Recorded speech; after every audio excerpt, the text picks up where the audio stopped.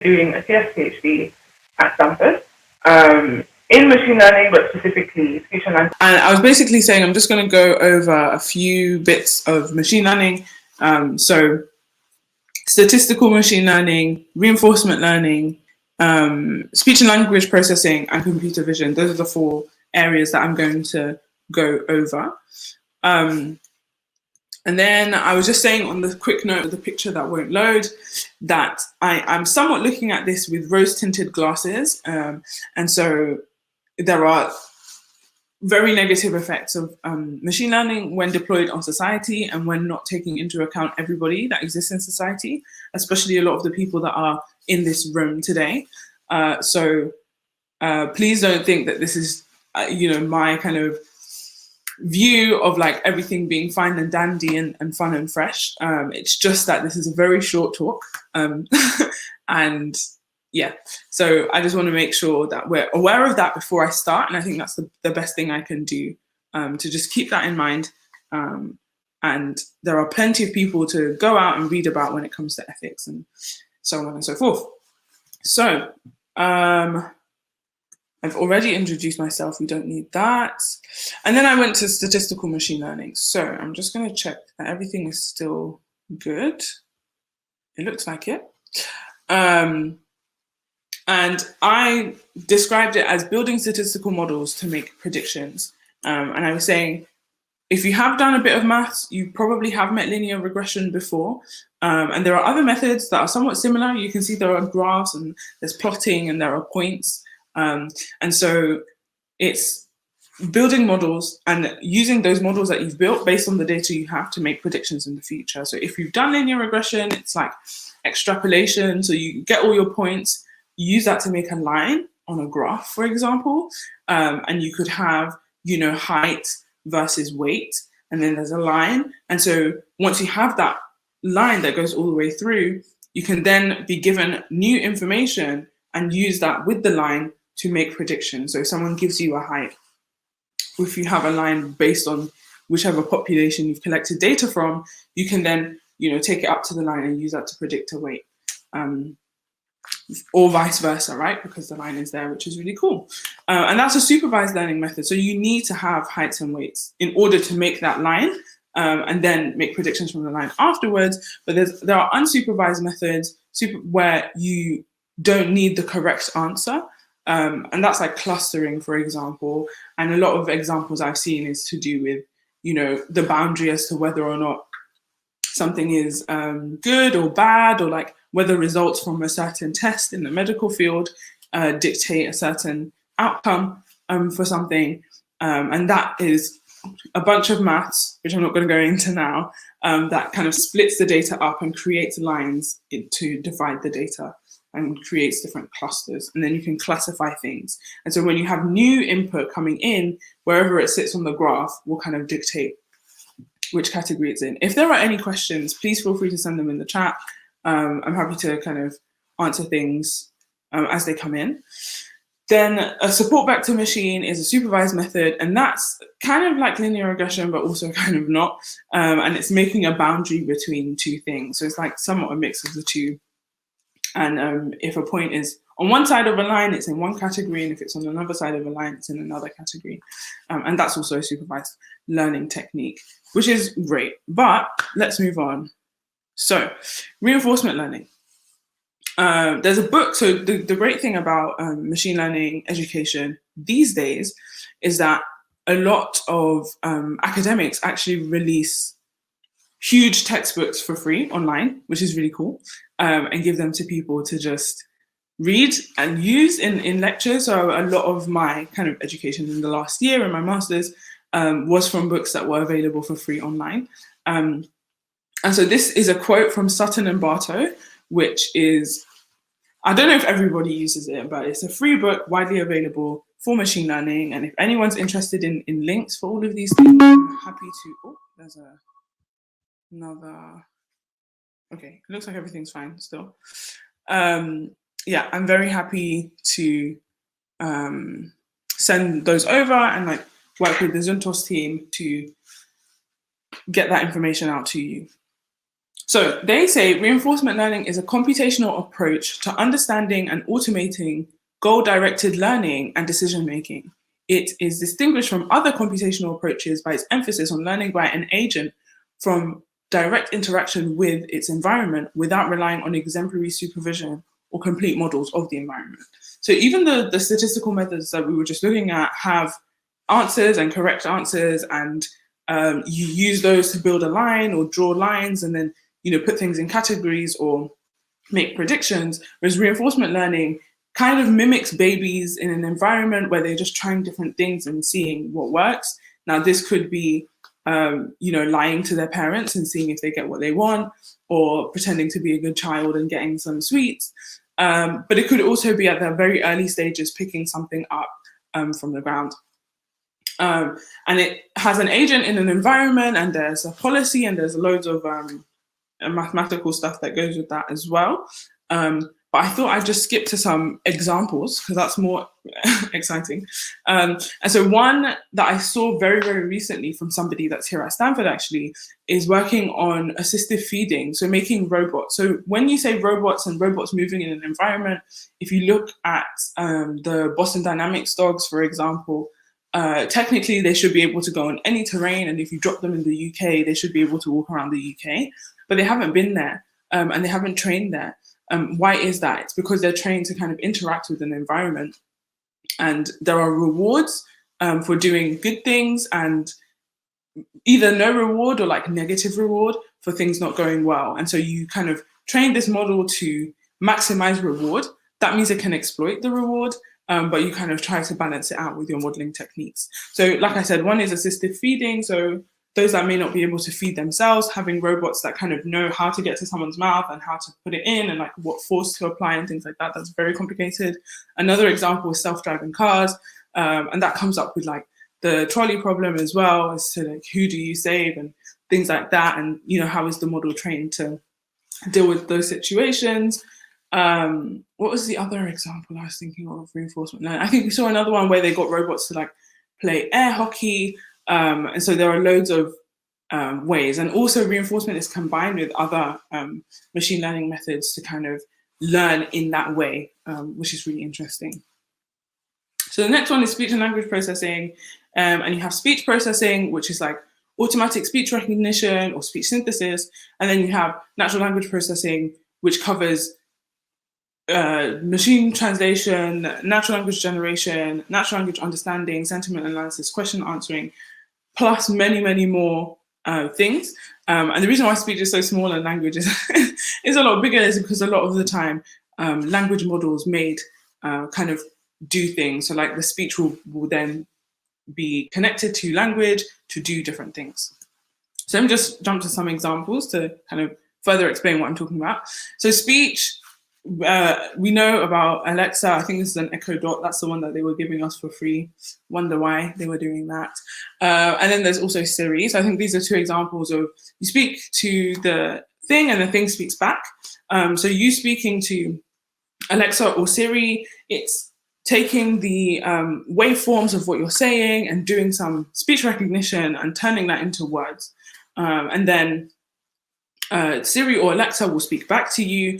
And after there's stuff going on in the background, mostly the language stuff, then there's text that needs to be read out back to you, and that's synthesized and trying to mimic, human speech as much as possible. And you can actually build synthesizers of your own voice. I did last year. I do not recommend. I don't think it's ethical to do so. But yes, whose voice it is, you usually get talent and get them to record a bunch of things and then use some fun techniques to do that.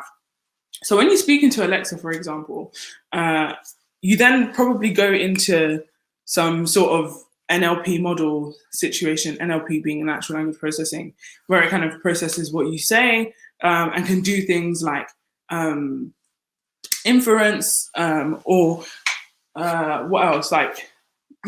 Inference or detection to say, okay, if you said, can you find me a restaurant I can go to for dinner at 7 p.m., there are loads of things that it can pick out from there through stuff like named entity recognition, and like loads of different things. I don't want to bombard you with too many technical terms, but it can pick out that you want to go to a restaurant. It can pick out the time. It can pick out the date or infer the date from tomorrow, and then getting today's date, and do some other things with that. Maybe go and search something on Google, use an API.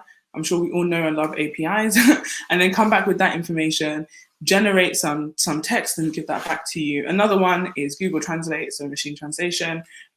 If you want to say something in a different language or understand a different language, you can get parallel texts and use that as training data for models and shove that into a model, and then have loads of different things happen. Back in the day, it was very statistical and like predicting the next word or predicting the relationship between words.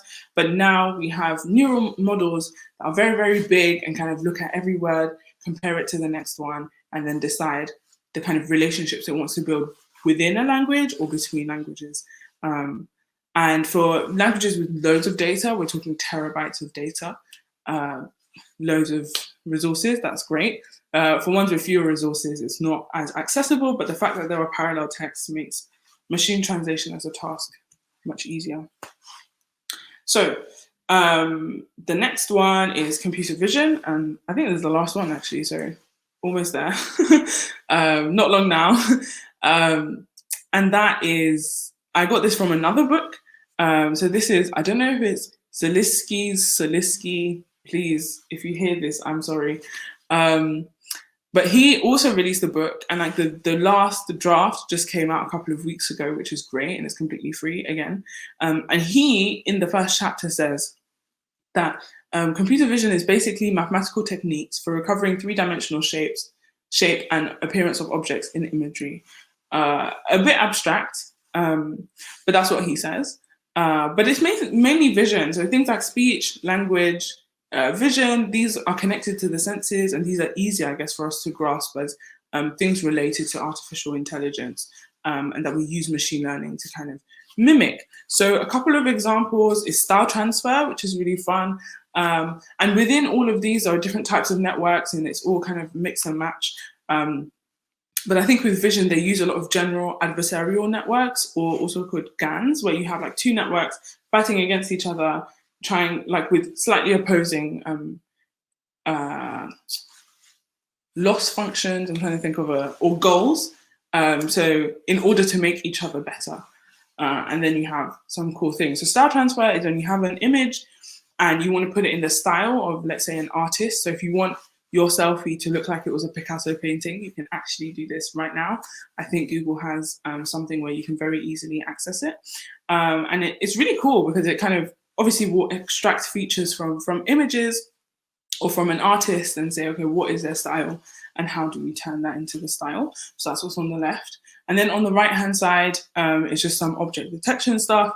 So again, you know, I don't think that exists in the UK yet, or maybe the contracts are secret, but it would be a bit creepy, right? If a CCTV camera can just say, okay, this is a bus, that's fine, but then all the different people, I've definitely seen technology that can deduce your height and gender and age just from random CCTV cameras with computer vision. And this is where I say, yeah, although I said I'm not going to talk about ethics, this I think is a bit, this is a little bit too much. So yeah, there are loads of different things you can do. And these are like, one is a fun application, the other is a scary application, but I've seen it applied in agriculture as well to help communities either decide where to kind of plant things or just how best to improve their tactics in order to increase the yield and help communities that need that the most. So hopefully, barring technical difficulties, this talk was fun, informative, interesting, or just a decent way to pass 15, 20 minutes of your time. Feel free to connect with me if you want. I'm happy to answer any questions anyone has, like right now or just after this. So please let me know. And yeah, it'll be great to hear even what you thought just in general. And I hope everything's good. And there's one question I can see here. I don't know if there are any other questions. for me. But thank you so much for coming, everyone. And thank you, Zuntos, for having me. Okay, so we have a couple of questions. So one, how did you go about synthesis of your voice? Was it straightforward to do?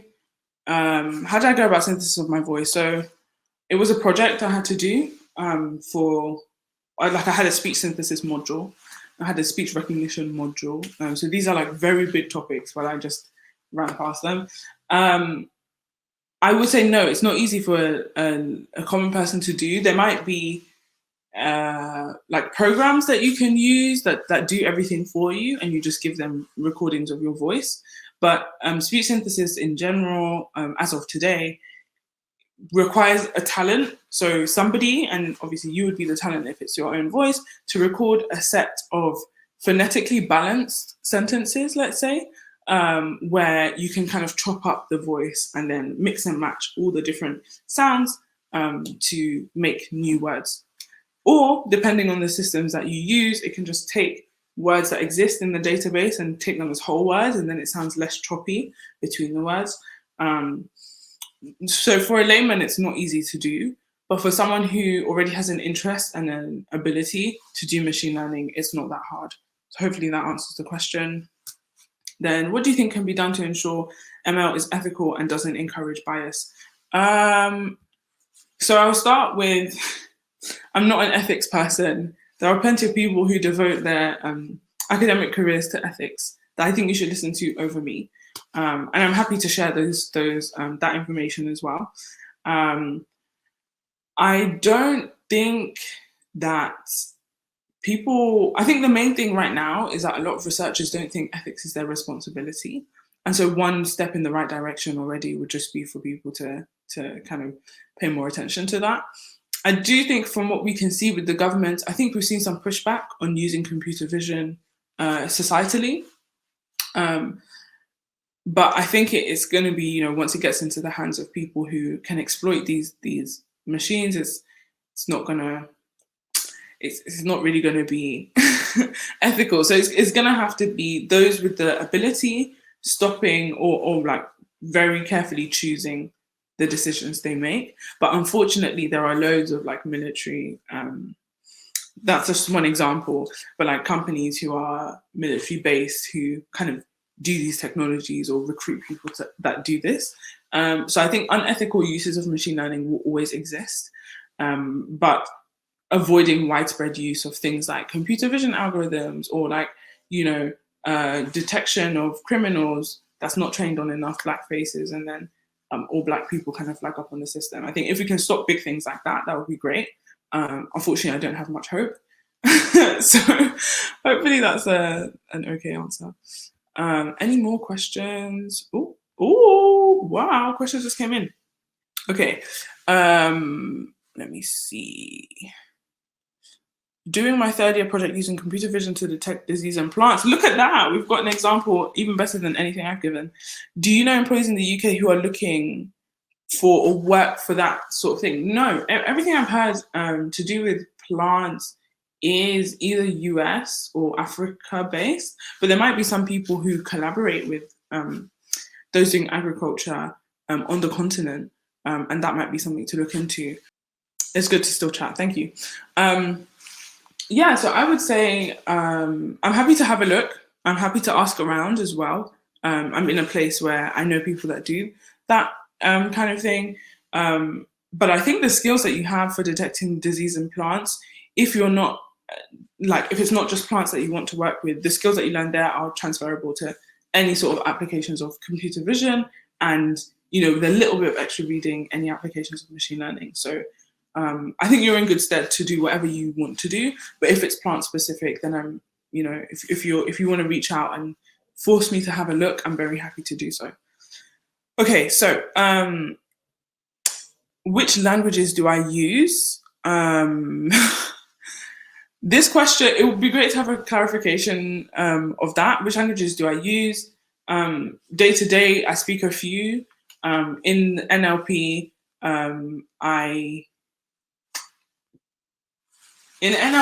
I'm focusing on Yoruba at the moment, but I've worked with other low resource languages as well. So please let me know if you can if you can add a clarification. That would be great. Anonymous. Have I heard of any example where ML has gone wrong? Yes, and my friend Dr. Nakima Steffelbauer knows all about that and talks about that. I think the algorithms that we use online are an example of ML going wrong sometimes.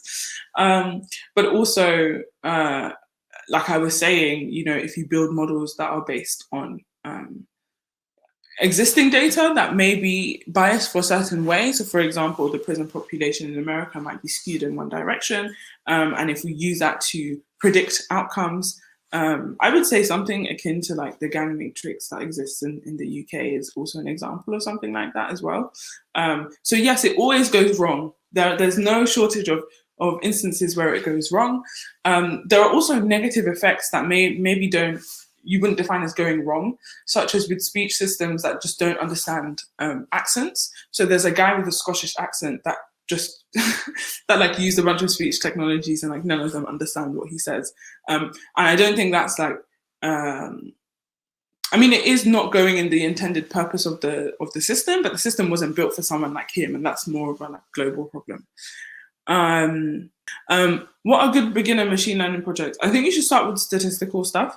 Because jumping into vision and like these big models, one, are very hard to use on your machine, but I recommend Google Colab to do any kind of ML stuff, but also just to understand what's going on. So I would say start with like building a linear regression model or building a logistic regression model, which I didn't mention, and that's for classification as opposed to like predictions. And seeing how that goes. So what we did on our courses, we did a bit of linear regression and then logistic regression. And I think it was something to do with like diabetes and getting data and deciding whether or not, the combination of these factors will lead to someone being diagnosed with diabetes or not. And people found that quite difficult. Like it wasn't something that was like, oh, it's just easy, let's move on to the big stuff. It was something. So I say start with those. Look at some stuff online, try and implement your own things. And, I think a common example is like house prices for like linear regression, for example. So maybe start with a guided one and then think of your own idea and try and re-implement it yourself from scratch. And then, start to move on to things that you want to do. But once you get to neural methods, depending on the machine that you have, it's unlikely that you're going to be able to effectively train something. So I would say move on to Google Colab.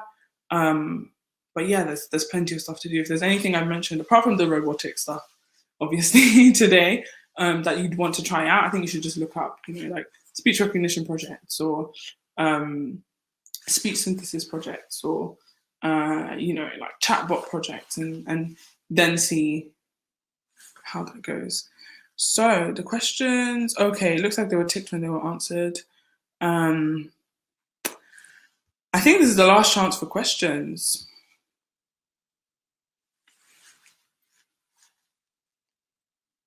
And it looks like we need to wrap up now anyway.